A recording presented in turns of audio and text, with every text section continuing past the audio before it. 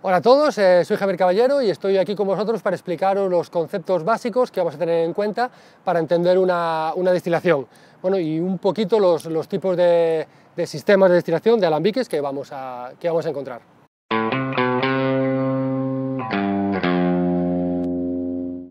Que me disculpen los técnicos de destilación, pero para poder explicar algo tan complejo como es la destilación en tan poquito tiempo, pues seguramente toque puntos importantes un poquito por encima.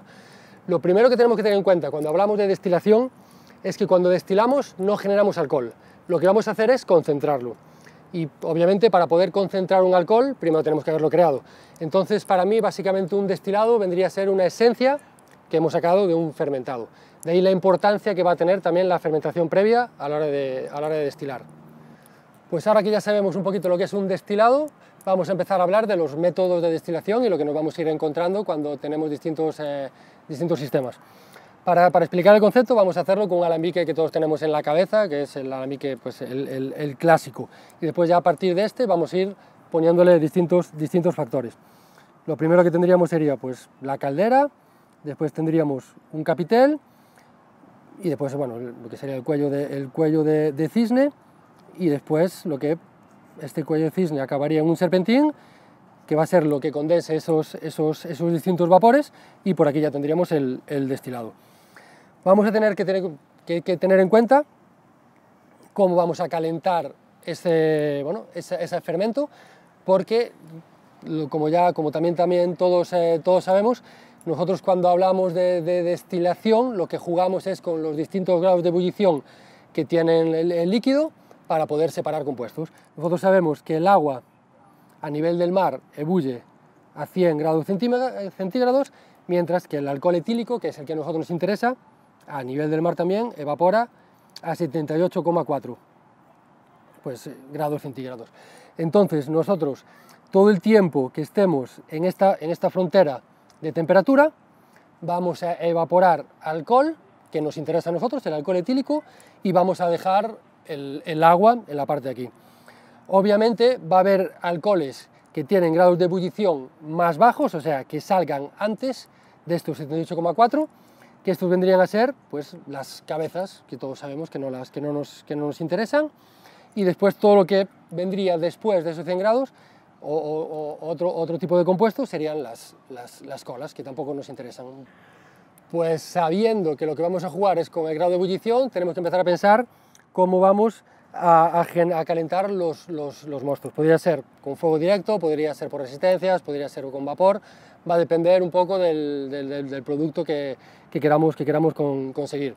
Y después también otro punto importante va a ser los materiales que vamos a utilizar. Podría ser cobre, acero inoxidable, cristal, va a depender también qué consigamos y bueno, tener pros y contras. Pero bueno, ya metiéndonos un poco en qué pasa, nosotros lo que hablamos, lo que vamos a hacer es calentar, y a la que empezamos a calentar vamos a empezar a evaporar distintos tipos de congéneres. Obviamente primero se van a empezar a evaporar los más ligeros, los que necesitan menos temperatura para poder evaporarse, y a medida que va pasando el proceso cada vez se van a ir evaporando los destilados más pesados. Y aquí es donde vamos a tener que empezar a hablar de otro concepto muy importante, para mí yo creo que el más importante también de la destilación con la temperatura, que vendría a ser el reflujo. Que el reflujo vendría a ser la condensación que tenemos, pero no tanto la condensación que tenemos en el serpentín a la hora de sacarlo, sino la condensación que tenemos dentro del alambique. Cuando hablamos de reflujo, principalmente también a grandes rasgos, vamos a tener que tener en cuenta dos: el reflujo vapor sólido y el reflujo vapor líquido. El reflujo vapor sólido va a ser cuando este vapor que va generando toca las paredes del alambique o cualquier elemento que le pongamos poder nosotros dentro del alambique, y ese cambio de temperatura que tiene externo con el interno hace que se condense y que caiga. Al entender esto ya empezamos a darnos cuenta de la importancia que tiene también la forma del alambique, porque nosotros con este tipo de alambique pues hasta aquí arriba van a llegar a la misma temperatura unos congéneres. Pero si yo, por ejemplo, tengo un alambique que en vez de esta altura tiene esta otra altura, a la misma temperatura los congéneres que me llegaban aquí ahora ya no van a llegar, van a tocar el capitel y van a caer.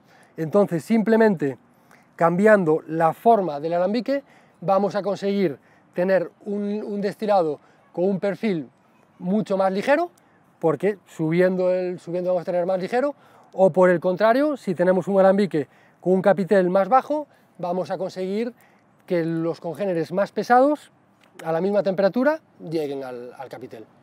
Después de ver el reflujo vapor sólido, ahora vamos a ver el reflujo vapor líquido.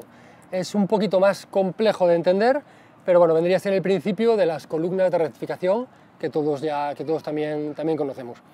Y lo que, bueno, hay 1000 formas también, pero bueno, para seguir con el concepto de caldera vamos a hacer uno bastante parecido. Y lo que tendríamos sería pues lo mismo, una caldera, y aquí lo que vamos a tener son las distintas columnas. Y vamos a tener igual la rectificación, el serpentín, y vamos a condensar. ¿Cuál vendría a ser la principal diferencia? ¿Por qué ahora aquí digo vapor líquido reflujo? Porque en los distintos platos lo que vamos a generar es una condensación. O sea, el sistema sería el mismo, calentamos, los vapores van subiendo, pero al llegar a esta columna van condensando. Y aquí lo que se genera es un líquido en las distintas columnas. Y este líquido lo que nos permite, o lo que funciona, es que nos permite que el vapor siga subiendo y se van concentrando en alcoholes. ¿Por qué pasa esto? Bueno, esto sería pues un poquito lo que sería el corte de una de las columnas. Hay 1000 formas distintas de hacer estos distintos platos, esto voy a hacer uno relativamente sencillo. Y aquí, pues por condensación, va a tener líquido. Entonces, el vapor por estos pequeños sitios puede subir, toca con el líquido, las partículas más volátiles van a permitir, con la temperatura que tienen, van a permitir seguir subiendo y encontrarse con la siguiente columna, pero las partículas más volátiles, menos volátiles, las más pesadas, se van a quedar en el líquido. Entonces lo que va a pasar es que el líquido cada vez se va a concentrar en partículas no volátiles, en partículas pesadas, y los vapores que van subiendo cada vez van a ser más ligeras. Como también tenemos claro que las partículas más ligeras son también las más alcohólicas, esto quiere decir que con las distintas columnas, cada columna más arriba vamos a tener un vapor más ligero, vamos a tener un vapor más alcohólico.